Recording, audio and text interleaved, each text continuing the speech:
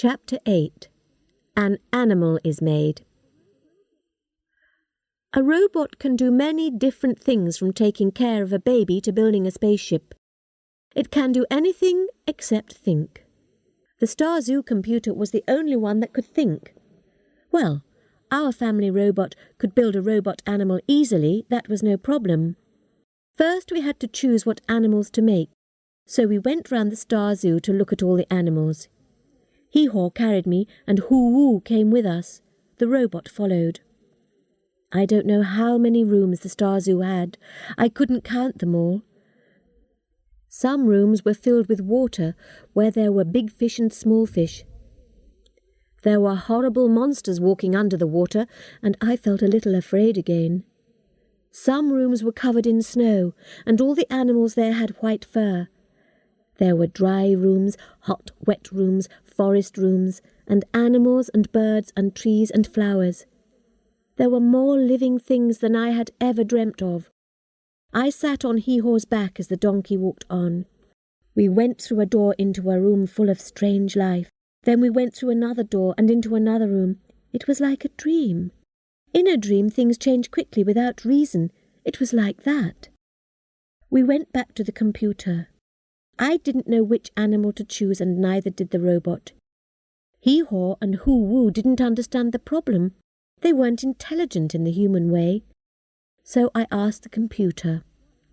"Watch humans," the computer said. "Humans enjoy playing with animals. Find an animal which enjoys playing with humans."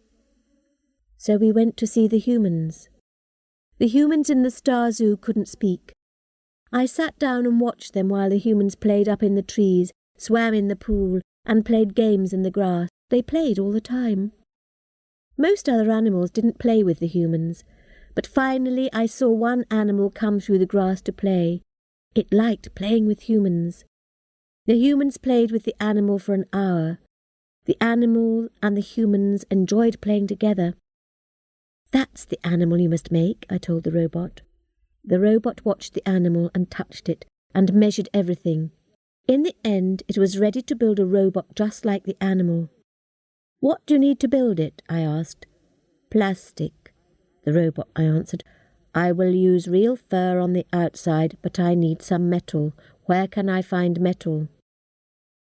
There was only one thing in the Thestarzoo made of metal: the computer.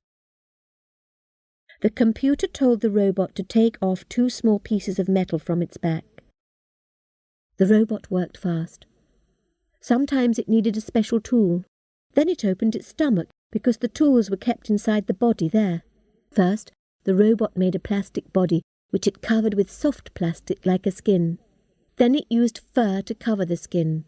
I left before the robot finished because I was worried about Buff. I didn't want him to die. Buff still wouldn't eat or drink.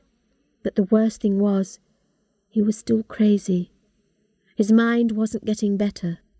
If Buff stays in the Thestarzoo, I thought, he'll die. I talked to him, but he didn't answer. I knew he wanted to kill me. He wanted to kill all living things. The robot finished its work and showed me a little animal. It looked and sounded and played like the real animal. I took it to the computer. "Yes, it looks just like the animal," the computer said. "It's very small, a baby animal." The computer told me its name. It checked the animal, then said to the robot, "Make it warm." The little animal was cold. So the robot made the baby animal warm, like the real animal. We were ready. The robot put Buff to sleep, then put the spacesuit on him and carried him to the spaceship. I was leaving the Thestarzoo for the second time. Would our plan succeed, I wondered.